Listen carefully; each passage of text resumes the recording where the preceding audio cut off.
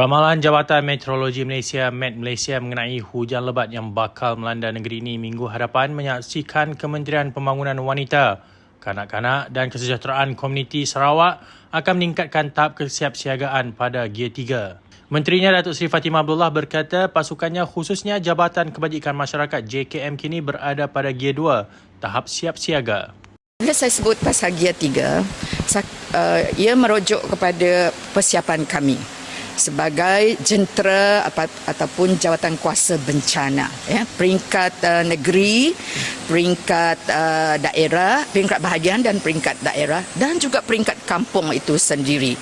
So dari segi statistik, dari segi misalnya pembekal makanan, ya, caterers, dari segi pembekal makanan kering misalnya, kemudian dari segi transportation, yang ini semua sudah bersedia, telah dibincang dan diputuskan dalam jawatan kuasa bencana peringkat negeri, ya, peringkat bahagian dan daerah. Now is dari segi betul-betul, oleh kerana kita tahu bahawa cuaca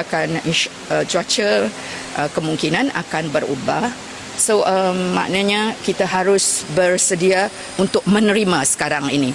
Ditanya mengenai jumlah PPS yang dikenal pasti di Sarawak, Menteri itu berkata terdapat 627 pusat di seluruh negeri mampu menampung 162,000 mangsa.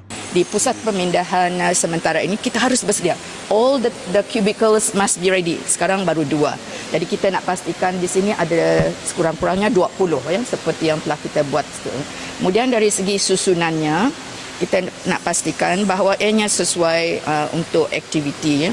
Tempat rehatnya, kemudian tempat solat di sana, tempat aktiviti kanak-kanak, tempat pendaftaran, rawatan kesihatan dan juga untuk kaunseling. Ya.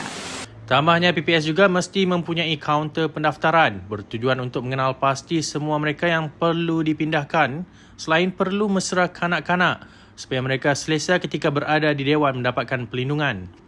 Fatimah juga berkata setiap PPS akan mempunyai bahagian pemeriksaan kesihatan memandangkan kes-kes lalu di mana ramai warga emas yang dipindahkan mempunyai isu perubatan seperti hipertensi.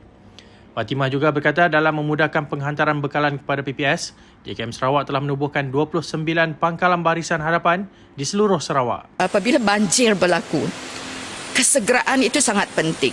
Jadi dengan sebab itu, kita nak pastikan makanan, mereka ini tidak putus makanan. Walaupun sebenarnya dari segi jarak dan juga dari segi accessibility mereka ini adalah sukar. Tetapi dengan adanya pangkalan hadapan ini, maka makanan akan dapat terus diagihkan kepada mereka sebab sudah ada di situ. Jadi hanya jawatan kuasa yang telah dilantik yang terdiri daripada ketua kaum dan tuai rumah itu nanti akan bersama dengan JKM, ya, mengagihkan kepada rumah-rumah. Mereka ini ada yang tidak berpindah, tapi mereka akan putus bekalan makanan sebab air di merata tempat.